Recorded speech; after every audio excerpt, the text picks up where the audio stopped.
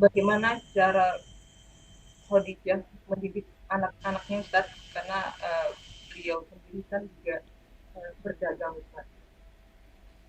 Nah, barakallahu fiik. Ya jamaah, ini berkaitan dengan seorang wanita, bagaimana mendidik anaknya. Khadijah radhiyallahu taala anha, dia punya kerjaan. Dia ditinggal mati oleh suaminya. Ketika masih ada suaminya, dia fokus dengan keluarganya. Tatkala suaminya meninggal dunia, mau tidak mau, dia harus mencari nafkah. Dan alhamdulillah Allah berikan kepada Khadijah warisan yang cukup banyak. Sehingga sekarang bagaimana memanage harta tersebut supaya tidak habis.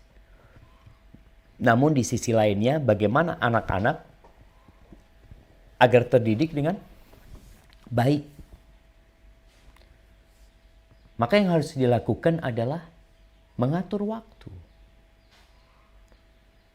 Dan mengatur waktu ini, landasannya adalah ambisi. Ketika orang ambisinya adalah dunia, maka dia akan berikan porsi yang lebih banyak untuk dunia waktu. Ketika ambisi dia adalah menciptakan generasi-generasi yang soleh dan soleha, maka waktu yang akan lebih banyak adalah untuk anak-anak. Dan itulah yang terjadi sama Khadijah. Ketika Khadijah menolak untuk menikah, dipinang oleh laki-laki, enggak sudah. Dia mau fokus. Tapi ketika anaknya mulai besar mungkin, Khadijah baru menikah dengan Nabi SAW. Artinya perlu adanya penataan ambisi, niat. Antum mau apa? Kalau seorang wanita berpikir ambisinya duniawi, dia mau tas yang bagus, dia mau sepatu yang bagus, dia mau handphone yang bagus, dia mau kendaraan yang bagus, maka mau tidak mau dia itu akan terobsesi untuk mencari dunia yang banyak.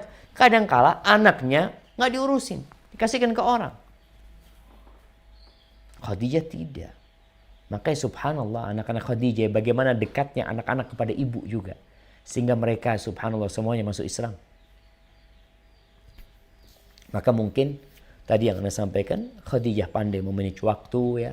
Kemudian dia juga dengan kekayaannya bukan berambisi untuk mencari dunia. Bahkan yang menjadi motivasi Khadijah adalah bagaimana harta yang dia miliki itu bermanfaat buat dakwah Islam ini. Insya Allah ketika orang memiliki motivasi akhirat, Allah kasih keberkahan di waktunya dan dia sendiri nggak akan capek dengan urusan dunia. Ketika dapatnya sedikit, dia berikan sedikit kepada anak-anaknya. Ketika dapat lebih, dia berikan kepada anaknya dan dia berbagi. Dan itu yang dilakukan Khadijah radhiyallahu taala anha. Wallahu a'lam bissawab. Labbaik Allahumma labbaik. Alhamdulillah Rabbil Alamin. Wassalatu wassalamu ala ashrafil anbiya'i wal mursalin Nabiyyina Muhammadin wa ala alihi wa sahbihi wa tabi'in wa man tabi'ahum bi ihsanin ila yaumiddin. Saudaraku fillah rahimani wa rahimakumullah, kita menyadari bahwa puncak rukun Islam adalah ibadah haji. Dan itu menjadi dambaan, cita-cita, harapan yang diinginkan oleh setiap muslim. Bahwa mereka berharap sebelum mereka pulang menghadap Allah Subhanahu wa ta'ala, mereka menunaikan ibadah haji. Dan inilah kesempurnaan dari rukun Islam. Kewajiban yang Nabi SAW sampaikan dalam sebuah hadis yang sahih dalam Sahih Muslim. Ayyuhan nas, innallaha qad farada alaikumul hajja fahujju. Wahai manusia, sesungguhnya Allah Subhanahu wa ta'ala telah mewajibkan bagi kalian untuk menunaikan ibadah haji. Maka tunaikan ibadah haji. Laka wal mulk la syarika lak. Labbaik Allahumma labbaik.